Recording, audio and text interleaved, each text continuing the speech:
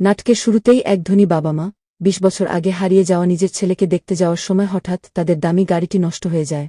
তারা গাড়ি থেকে নেমে যখন সেটা দেখছিল, ঠিক তখনই অন্য একটি গাড়ি এসে তাদের গায়ে কাদা ছিটিয়ে চলে যায়। তখনই সেই রাস্তা দিয়ে একটা খাবারের গাড়ি যাচ্ছিল, যেখানে বানরুটি ও বার্গার বিক্রি করা হয়। সেই গাড়িটি দেখে তাদের ড্রাইভার বুদ্ধি করে এই ধনী বাবা মাকে ঠিক একই রকম সাধারণ বিক্রেতাদের পোশাক পরিয়ে সেখানে পাঠিয়ে দেয়। তারা শেষমেশ গিয়ে ছেলের সাথে দেখা করে এবং জড়িয়ে ধরে খুবই আবেগপ্রবণ হয়ে পড়ে। কিন্তু সেখানে থাকা আশেপাশের মানুষজন তাদের উপহাস করে বলতে থাকে যে, এরা তো সামান্য বানরুটি বিক্রেতা, এরাই কি তোমার বাবা মা? এটা শুনে বাবা যখন নিজের আসল পরিচয় ও সব সত্যি বলতে যাচ্ছিলেন, তখনই ছেলে বলে ওঠে, ওসব বাদ দাও বাবা, এরকম ধনী আর অহংকারী কোম্পানির মালিকদের আমার একদম সহ্য হয় না।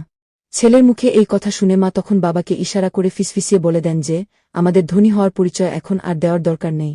এরপর তারা নিজেদের পরিচয় লুকিয়ে সেই খাবারের দোকানেই সাধারণ মানুষের মতো কাজ করার নাটক করতে শুরু করে।